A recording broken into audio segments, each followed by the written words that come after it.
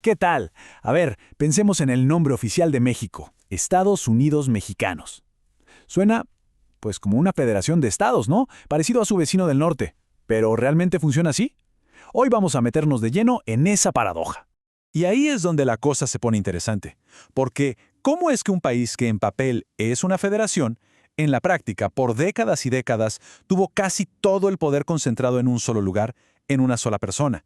Es el gran enigma que vamos a intentar descifrar. Para entender este rompecabezas hay que ver justo eso, el choque constante entre lo que dice la ley y lo que de verdad pasa en el día a día. El punto clave es este. En el papel, desde las constituciones de 1857 y 1917, México es una república federal, clarísimo. Pero en la práctica, la realidad del siglo XX fue otra historia. Un centralismo brutal, donde el presidente y el gobierno federal tenían un control casi total sobre estados y municipios. Y ojo, que esta idea de ser una federación no es algo nuevo. Para nada. Ha estado en el ADN del proyecto de nación mexicano desde el siglo XIX. O sea, el principio está ahí, en la raíz, escrito en sus leyes más importantes desde el comienzo. Ok, entonces, ¿cómo empezó a romperse ese centralismo? Bueno, para entenderlo, no hay que mirar a la gran política de la capital, no. Hay que mirar hacia abajo, a lo local.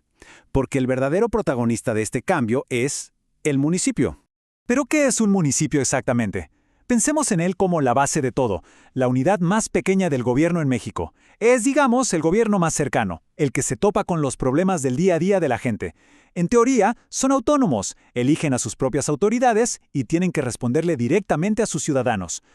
Y no son poquitos, ¿eh? Estamos hablando de 2.427 municipios en todo México. El número es enorme y nos da una idea de lo importante que es el gobierno local. Es la base de toda la estructura política del país.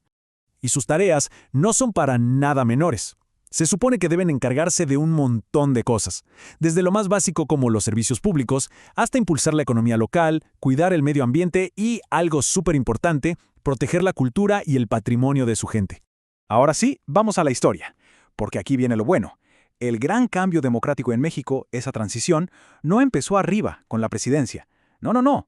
Empezó justo ahí, en esos pequeños pero importantísimos campos de batalla políticos, los municipios.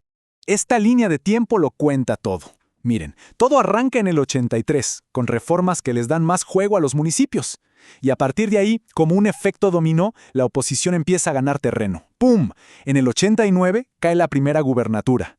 Luego, en el 97, la importantísima Ciudad de México. Y todo eso fue preparando el terreno para el gran cambio del año 2000, la alternancia en la presidencia. Esto es fundamental entenderlo. El cambio democrático no fue una decisión que se tomó arriba y bajó, fue todo lo contrario. Se construyó desde los cimientos, municipio por municipio, como una ola que fue creciendo desde lo local hasta que reventó a nivel nacional. Muy bien, pero ahora hagamos un zoom out, porque este proceso de cambio no ha sido parejo en todo el país, para nada. Tantos años de centralismo dejaron heridas profundas, cicatrices que se ven clarísimas si miramos el mapa de la desigualdad en México. Ok, para poder leer bien los datos, primero vamos a ubicarnos. México se suele dividir en estas 5 grandes regiones. Es importante tenerlas en mente porque cada una es un mundo con su propia economía y su propia realidad social. Esto es clave para lo que sigue. Lo primero, ¿dónde está la gente? Pues casi la mitad de la población del país vive en la región centro-norte. Ahora, fíjense en la región sur-sureste, la número 4. Ahí vive casi una cuarta parte de todos los mexicanos. Quédense con ese dato. Y ahora prepárense para el contraste, porque es brutal. ¿Se acuerdan de la región sur-sureste con casi un cuarto de la población? Bueno, pues resulta que concentra una cantidad de localidades rurales en pobreza que es simplemente abrumadora, muchísimo más que las otras regiones. La desigualdad aquí no es un número, es una realidad que salta a la vista. En resumen, ¿qué nos dice esto? Que el legado de ese modelo centralista es clarísimo. Durante décadas, la inversión se fue al centro y al norte, dejando al sur atrás.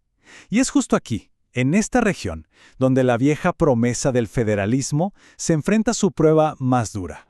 Entonces, ¿dónde estamos parados hoy?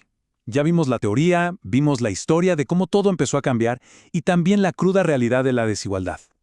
La conclusión parece clara. La transición democrática de México es real, sí, pero todavía no ha terminado. Esta imagen es ¡Wow! Lo dice todo, ¿no? Miren a la izquierda. Antes de 1989, el control de un solo partido era casi absoluto a nivel municipal. Y ahora miren a la derecha. Para 2001, el mapa político es otro, lleno de colores, mucho más competitivo. No hay duda, el poder político sí que se descentralizó. Pero, y aquí volvemos a la paradoja, una cosa es ganar elecciones y otra tener poder real. Hoy, muchos municipios pueden tener gobiernos de oposición, pero a menudo se encuentran con que no tienen ni el dinero ni la autoridad legal para hacer grandes cambios. Siguen dependiendo muchísimo de los estados y del gobierno federal. Y eso, claro, limita lo que pueden hacer. Así que la gran pregunta sigue en el aire. México logró, y con mucho esfuerzo, descentralizar el poder político, el voto. Pero, ¿será capaz de hacer lo mismo con el poder económico y la capacidad de desarrollo? ¿Podrá un federalismo más fuerte cerrar por fin esas enormes brechas que dividen al país? De esa respuesta, pues, depende el futuro.